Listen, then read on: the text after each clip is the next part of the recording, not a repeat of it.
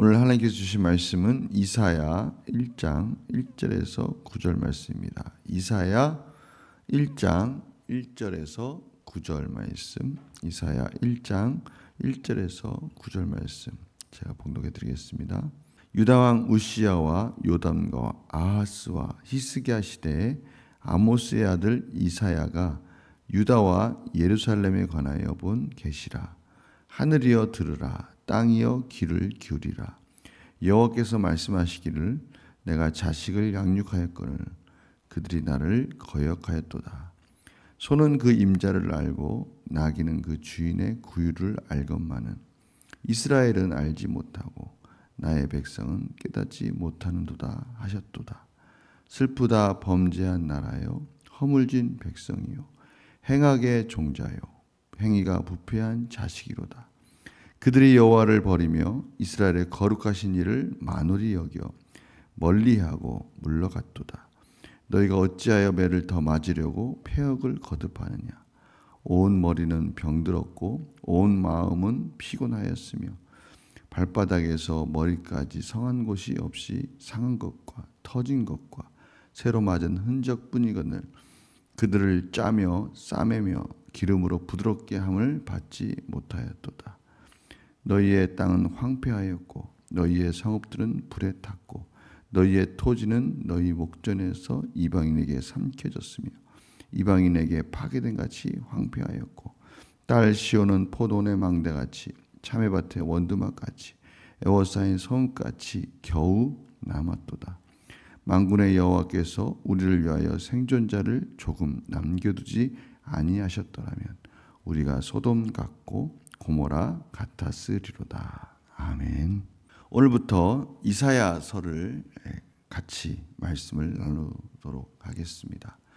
이사야는 기원전 740년에서 680년까지 오늘 말씀 가운데 우시야, 요담, 아하스, 히스기야 시대에 하나님이 이사야를 통하여서 준 비전, 계시, 그 말씀을 그의 백성들에게 선포하는 내용으로 구성되어 있습니다.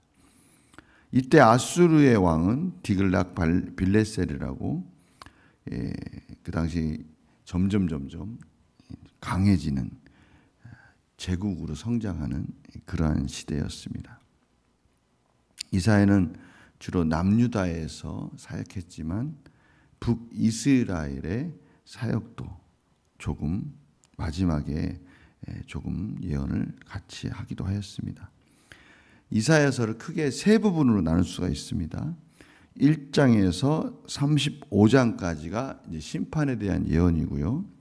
36장에서 39장까지가 잠깐 역사의 에피소드가 나오고 다시 40장에서 66장까지가 이제 위안과 위로의 평화의 구원의 메시지가 선포됩니다.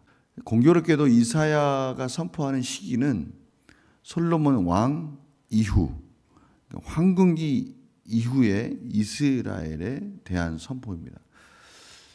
황궁기 이후 이스라엘이 상업적으로 또 군사적으로 아주 성공적이고 또 강국으로 평안을 누리던 그런 시대인데 또 한편으로 보면은 물질적으로 풍요롭다 보니까 물질적으로 풍요로우면 하나님께 감사하고 영광을 돌리고 하나님이 기뻐하신 나라를 만들어 가야 될 그 시기가 이제 부도덕하고 하나님의 공의가 사라지고 우상 숭배가 팽배하고 불의와 탐욕이 지배하는 그런 이스라엘이 되어가고 있는 부패와 탐욕의 시대가 되고 있는 하나님의 믿음, 거룩, 삶의 말씀에 대한 순종과는 점점 멀어지고 있는 바로 그 시기에 이 심판과 구속의 메시지를 이사야 선지자를 통해서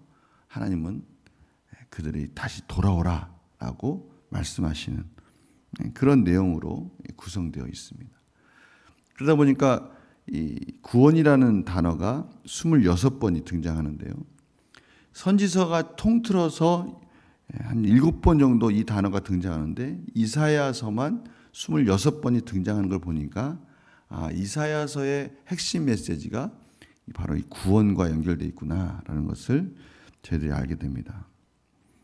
오늘 본문은 그 중에서 특별히 1장에서 35장이 심판에 대한 예언이면 그 중에 1장에서 6장까지가 이제 그 서론적인 프롤로그, 서론적인 부분인데요. 그 중에 앞부분 1절에서 9절까지의 말씀을 저희들이 묵상하게 됩니다. 1절에서 9절까지 오늘 딱 읽어보니까 딱 떠오르는 그런 단어가 있습니까? 떠오르는 어떠한 중요한 메시지가 있습니까? 저희들이 지금 계속해서 말씀 묵상하는 그 스토리를 보면요. 요한 서신을 통해서 하나님이 그의 백성들을 어떻게 사랑하시는지에 대해서 설명하셨고 또 그 사랑이 구체적으로 어떠한 것인지를 저희들은 아가서를 통해서 그림을 그려갔습니다. 좀 더 구체적으로 솔로몬과 술람미 여인의 사랑을 하나님과 이스라엘 백성들의 친밀한 관계로 설명하는 그런 부분들을 저희들이 같이 나누었습니다. 오늘 그런 부분과 무관하지 않게 오늘 1절에서 9절에 보니까 하나님의 백성이 하나님께서 베풀어 주신 그 사랑에서 멀어졌다라는 것을 지금 가르치고 있다는 것을 알 수가 있습니다. 참 아이러니하죠. 하나님이 풍성하신 사랑을 베풀어 주셔서 다윗을 지나서 전성기를 지나서 솔로몬 왕이 그 하나님의 사랑을 표현했다면 이제 그 솔로몬 이후에 그 풍성한 사랑을 받은 이스라엘 백성들이 이제 하나님을 떠나고 있는 그런 모습을 오늘 이사야 선지자가 선포하면서 하나님께 빨리 돌아와라. 그 사랑으로 다시 회복되어져라 라고 말씀해 주시는 부분을 저희들이 보게 되는 거예요. 그런 맥락에서 이사야서를 이해하면 더 풍성한 은혜가 있을 줄 믿습니다. 보십시오. 오늘 1장 2절에 보면 한번 읽어볼까요? 시작. 하늘이여 들으라. 땅이여 귀를 기울이라. 여호와께서 말씀하시기를 내가 자식을 양육하였거늘 그들이 나를 거역하였도다. 이스라엘 백성들이 하나님의 그 풍성하신 은혜, 그 사랑에 대해서 올바르게 반응하는 것이 아니라 불순종과 교만으로 그들이 반응했다는 거예요. 오늘 보니까 두 가지를 말하고 있습니다. 마음과 또 그의 머리가. 다시 말하면 그들의 머리는 하나님이 지금 자신들에게 베풀어 주신 그 사랑, 그것에 대해서 지금 어떠한 처지에 있는지에 대한 분별력이 상실된 거고 그들의 마음, 하나님의 그 사랑에 대한 마음이 그 열정이 그 뜨거움이 이미 식어서 사라지고 있다라고 표현하고 있는 것입니다. 더 안타까운 건 뭐냐면 그들이 지금 이러한 심각한 상태에 있는데 참 희한해요. 악인들이 하나님의 백성들이 그런 하나님의 사랑에서 떠나게 되면 더 심각한 것은 지금 그 상태가 어떠한지에 대한 스스로를 보지 못하고 깨닫지 못한다는 것. 오늘 보니까 그런 모습을 소와 나귀를 통해서 비유하고 있어요. 얼마나 부패와 탐욕이 심한지 정말 외적으로는 이방인들에게 탄압을 받고 이제 병들어가고 있고 내적으로는 하나님의 자녀답지 못하는 공의롭지 못하고 이웃사랑이 사라지고 있는 그런 심각한 상태에 있다는 것을 말씀해 주고 계십니다. 그런데 오늘 마지막 절에 보니까 소망이 하나님의 사랑이 여전히 그들을 붙들어주고 있다는 것을 깨닫게 됩니다. 9절 말씀 다 같이 한번 읽어볼까요? 시작. 만군의 여호와께서 우리를 위하여 생존자를 조금 남겨두지 아니하셨다면 우리가 소돔 같고 고모라 같으리로다. 하나님께서 그럼에도 불구하고 완전히 멸망시키지 않으시고 조금의 남은 자를 통해서 여전히 하나님의 사랑을 이어가고 계시다라고 말씀해 주고 있어요. 신실하신 하나님께서 그 언약 백성을 붙들고 계시는, 보호하고 계시는 그런 모습을 저희들이 보게 되는 거예요. 이 부분을 아가서의 표현으로 한다면 우리가 아가서에서 봤던 2장 9절에서 10절 말씀을 통해서 하나님이 이런 말씀하시죠. 내 사랑한 자는 노루와도 같고 어린 사슴과도 같아서 우리 벽 뒤에 서서 창으로 들여다보며 창살 틈으로 엿보는구나. 노루와 오늘 보니까 사슴이 창살 틈으로 안을 엿보는 모습을 통해서 10절에 이렇게 말씀하시죠. 나의 사랑하는 자가 내게 말하여 이르기를 나의 사랑 내 어여쁜 자여 일어나서 함께 가자. 이렇게 표현한 부분 기억나십니까? 거기 보면 하나님께서 한순간도 이스라엘 백성들을 향해서 그의 백성들을 향해서 그 시선을 놓치지 않고 정말 창틈으로 이렇게 엿보면서 빨리 사랑을 다시 회복하고 이스라엘 백성들이 다시 하나님의 사랑의 부름 앞에 순종하는 그러한 모습으로 돌아오기를 바라보면서 그렇게 창틈으로 엿보고 있는 그런 하나님의 모습을 표현하면서 하나님께서 저희들에게 다시 한번 말씀하시는 것이죠. 나의 사랑, 나의 어여쁜 자야, 다시 나랑 함께 가자. 빨리 사랑하며 또 기뻐하며 이 봄 기운이 만연한 생명 있는 저 들판으로 나아가자라고 초대하시는 그런 하나님의 사랑의 메시지가 지금 이사야 선지자를 통해서 이스라엘 백성들에게 지금 선포되고 있다는 것을 알 수가 있습니다. 오늘 하나님께서 저희들에게 바로 이 부분을 다시 한번 강조하고 계시는 거예요. 우리의 머리와 우리의 마음이 하나님의 은혜 가운데 회복되어지기를 원하고 있는 것입니다.